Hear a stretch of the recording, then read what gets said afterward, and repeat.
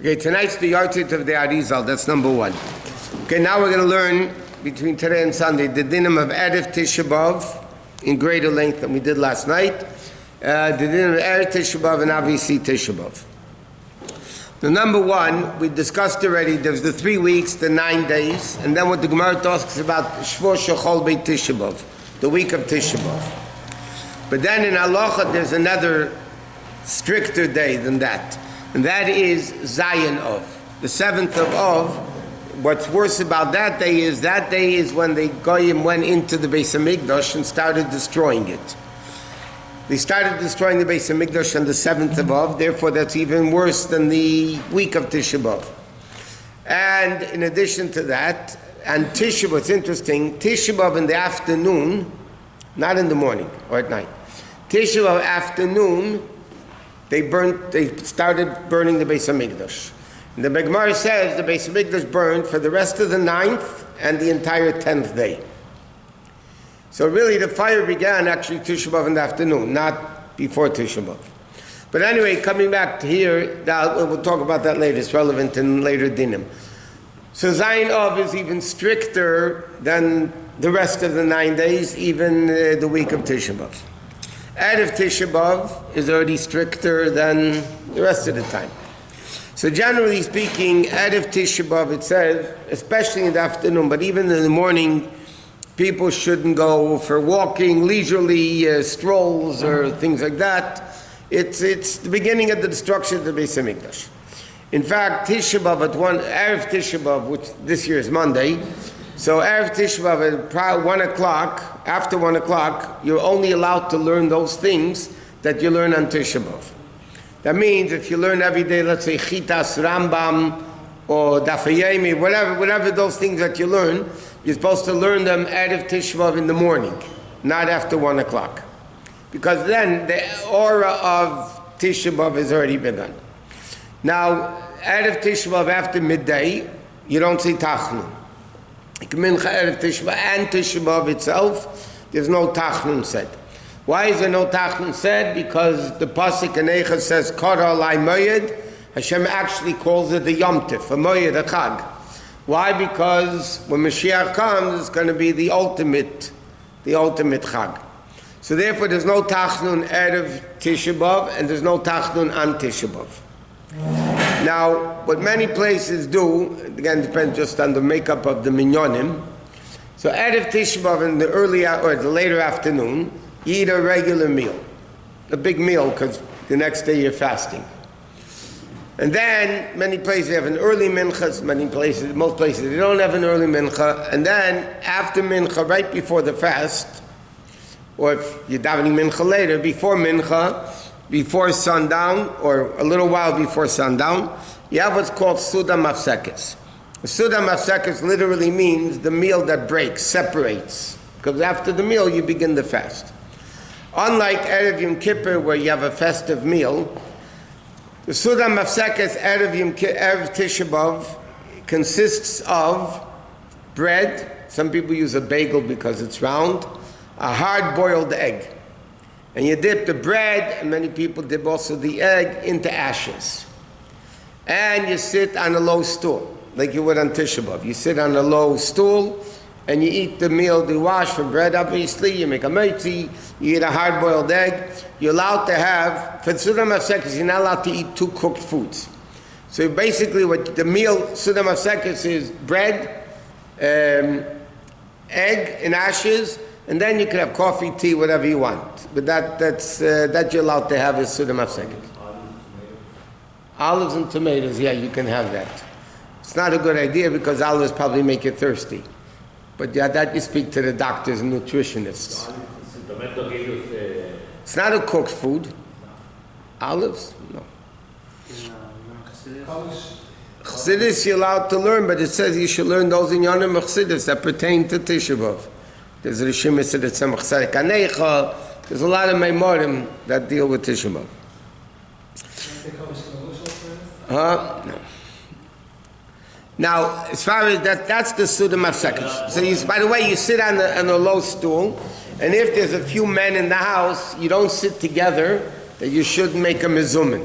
So you sit in separate places. Now, after you finish Seuda Hamafseket, the best thing is to have in mind you still want to eat or drink until Shkia, until sundown, which here in LA is 7:43 that day. But then you're allowed to eat or drink until Shkia. Now, as far as for the Seuda Hamafseket, you sit on a low stool, but you don't change your shoes yet. None of the other restrictions of Tisha B'Av apply until sundown, basically Shkia. Then all the dinim of Tisha B'Av apply. The next day, what time What? What time you allowed the next day to learn Torah after 1:30? You could have a mincha Tisha B'Av day after 1:30, but you have to put on Torah. We'll get there. Okay. So he said after Shkia all the things are forbidden. Okay, that's what? What's the rationale for only starting sitting on a lower chair as the first and only thing that you're doing prior to the rest of the day? Because the meal is the egg, is the mourner's meal. After the funeral, mourner has bread with an egg. The reason for the egg, that's why we use an egg on the Seder plate also. To remind us of the Garmin Chagiga. Why do we use an egg? Because an egg it's round, has no mouth.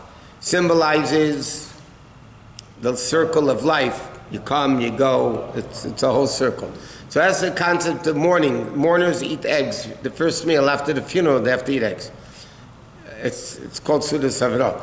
But that's why you eat an egg, because of the idea of mourning.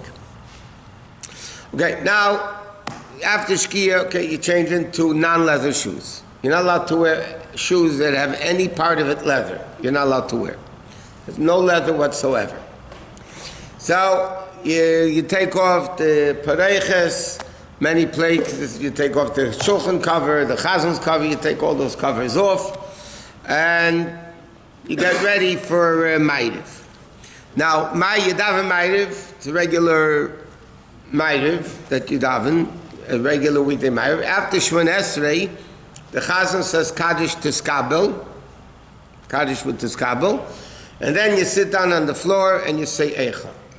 It says in halacha you're supposed to dim the lights because it makes it more of a spooky morning aura. That you close the lights, you sit on the floor, you say Eicha. You don't read Eicha from Megillah, but you just say Eicha, and then after Eicha, there's a few pages of Kiddush that you say, and then afterwards the Chazan says Kaddish without Tiskabel, and then you say Aleinu, and those that say Mishnayos Kaddish, the Mishnayos, you don't say the regular Mishnayos, you say the last Mishnah of Merit Cotton that talks about the laws of mourning, and then they say the regular Mishnayos Kaddish. Okay. And some people have a minig, it's not necessarily our minig, that at night you're supposed to make yourself uncomfortable in the sleeping. If you sleep on two pillows, sleep one, whatever. Some people sleep on the ground, put a pillow on. We don't do that stuff. And I mentioned in the class the reason why you don't, one of the reasons I tell you a practical reason, because if people don't sleep, they're cranky the whole next day. And whoever comes in contact with you is going to suffer from the fact that you're cranky. So it's better to sleep properly and be normal. What? What do we eat before the fast? I'm sorry. Egg. I know, after. That's it. No, the meal before, earlier in the afternoon, you eat whatever you want. I mean, you can't have meat, obviously. But you can eat whatever you want. It's a regular 9-day meal. But you're preparing for the fast. I mean, just, yeah. But no Seuda Hamafseket, only bread and egg. The Seuda Hamafseket is only bread and egg. And you can have coffee, whatever, tea, a drink, whatever. Okay. We have egg shashuka. Shashuka, only if you like it. You can have chodesh. Is that the way? Chodesh? Oh no, you can have a part of a chodesh. Is it dafka hard-boiled egg, which is bad? The minig is dafka hard-boiled egg. You mean can you have lentils? No, the minig is you have, in halacha it says you have an egg. The minig is you have an egg. Okay. Anyway, Shachris, okay, so let's discuss a few things before we get to Shachris. On Tisha B'Av, first of all, I should have said, there's 5 things that happen The bad things happen on Tisha B'Av, by the way.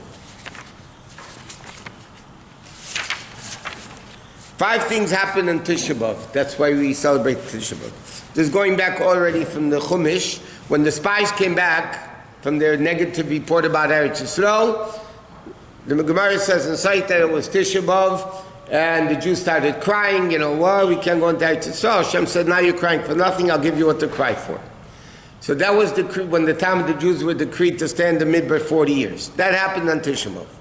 Second thing that happened was the first Bais Din was destroyed, the second Bais Din was destroyed, city of Beit was captured. It's a very large city called Beit. Tens of thousands of Jews were killed. Tens of thousands.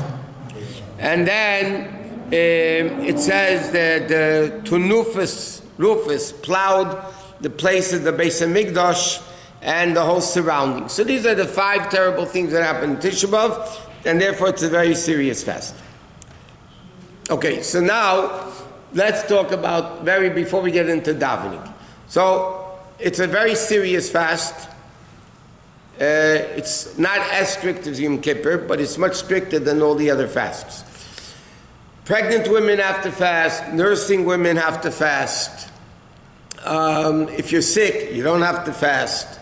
Nowadays, a lot of poskim are makel with nursing, but not stam. They're a little bit more lenient than the Shulchan Aruch itself says, because the generations became much weaker. But halachically, pregnant nursing women have to fast. If somebody's running a fever, they have an infection, or whatever it is, then they don't have to fast. But they're not allowed to fast, really. But Tisha B'Av, if you're sick, not deathly, Yom Kippur you have to be deathly ill in order to eat. But Tisha B'Av, if you're sick, you get a headache. Everybody gets a headache on a fast day. But you're sick, then you don't have to fast. That's fasting. So it applies to men and women, kids over bar and bas mitzvah, and many kids like to fast the year before, but they're obligated to fast. Then another thing that you have to be careful with on Tisha B'Av is, we mentioned before, you're not allowed to wear leather shoes, which means no slippers if they're leather. You can't have leather socks, because that's shoes. But you can have leather belts, leather jackets, whatever. Just not leather shoes. And any part of the shoe is not allowed to have leather in it. No leather socks. What? No leather socks. No, I said no leather socks. Leather socks are shoes, by the way. Leather socks. I've never seen one. They're called shoes. Oh. That's why I say you really don't have leather socks. Leather socks are shoes. No? This is the first time I hear that. They're what? Leather socks are shoes? The boots. Okay.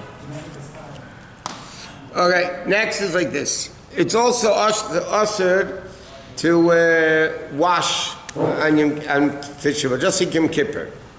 So the din is like this. When you have to wash your hands, let's say for negelwasser, or after going to the bathroom or things like that, Sanitary. you only wash your hands until the end of the fingers. That's it. So you wake up in the morning, or you go even at night, you go to the bathroom, you're only allowed to wash your hands until the end of the fingers. You wake up in the morning for Nentila Negelwasser in the morning, you only wash until the end of the fingers. You're not allowed to wash your face. You're not allowed to wash your hands. It says after your fingers are basically dry, they're a little bit moist, you can wipe your eyes with it. Now if a person has an infection, a person has a dirt spot, because he got dirty, so you're allowed to wash that particular spot. But you just can't wash any type of washing that's pleasurable. If it's medical washing, then you're allowed to, because again, it's not pleasurable. The only exception, when do you wash your entire hand on Tisha B'Av, is if somebody is eating, let's say, person's sick or kids or whatever, they have to wash they're washing for bread, so then they wash the entire hand. Then you wash like you do regularly the entire hand, and then make on Tisha, whatever, and then do bracha. Otherwise, all the other times, you're only allowed to wash. And that applies to kids, by the way, also. Kids are not allowed to wear regular shoes, even little kids. Are not allowed to wear leather shoes, they can't wash. They can't wash themselves and so on. How young is this? How young they write even before Yegil Chinuch even. wearing shoes and so. A year old to have shoes. Oh, but again, we're not talking about really little babies, but kids that are a little older already. The shoes is also applies to little kids. No shoes applies to little kids. Okay, so that's the night of Tisha B'Av. Also, another important thing. You can't put on Tisha B'Av, you can't put on perfume, cologne. You're allowed to put on deodorant to remove a foul smell, but you're not allowed to anoint yourself with oils or anything that would be a form of pleasurable, smelling good, not perfumes, not colognes, none of that stuff. If somebody is using deodorant to remove a foul smell, then they're allowed to. There's no mikvah on Tisha B'Av, there's no showers on Tisha B'Av, all these things. Huh? They could put on deodorant, they said.